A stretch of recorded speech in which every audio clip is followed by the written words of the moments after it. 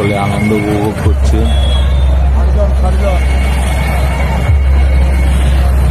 লাইটের কাজ খুব সুন্দর হয়েছে।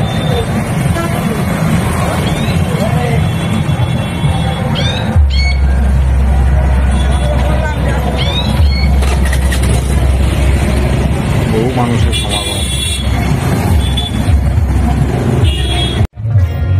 বাহ, মাঠটাকে খুব সুন্দর সাজিয়েছে ঈদের জন্য।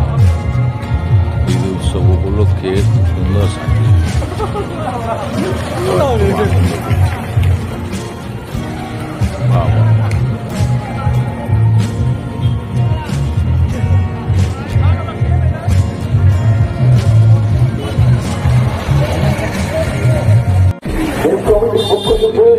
হিন্দুদের চড়ক পূজা, নীল উৎসব চলছে। চলছে মহাসমারোহ।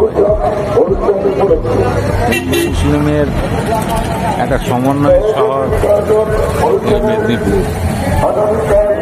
উভয় সম্প্রদায়ই তাদের আনন্দ উপভোগ করছে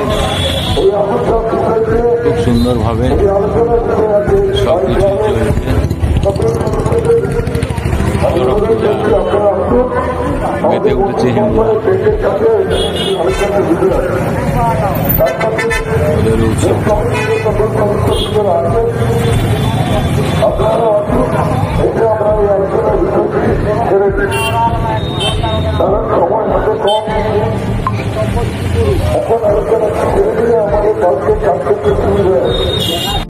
আজকে আমাদের মানে চড়ক পূজা, তার সাথে নীল ষষ্ঠী, মানে চড়কও হচ্ছে, নীল ষষ্ঠী হয়ে গেছে সকালে। আর আমাদের ঈদের উৎসব হচ্ছে, সব হিন্দু মুসলিম সব ভাইরা বিভিন্ন ইয়েতে মেতে উঠেছে।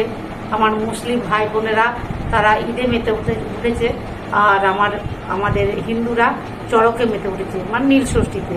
আমাদের মেদিনীপুর শহরে এটা হচ্ছে ঐতিহ্য শহর, মানে মহাপুরুষের জন্মস্থান। আর হিন্দু মুসলিম আমরা ভাই ভাই ভাই, কিন্তু এখানে কোনো কিছু ঝামেলা নাই। আমরা প্রত্যেকের বাড়িতে যাওয়া আসা, প্রত্যেকের উৎসবে আমরা পালন করি, আমরা ওদের মানে সামিল হই।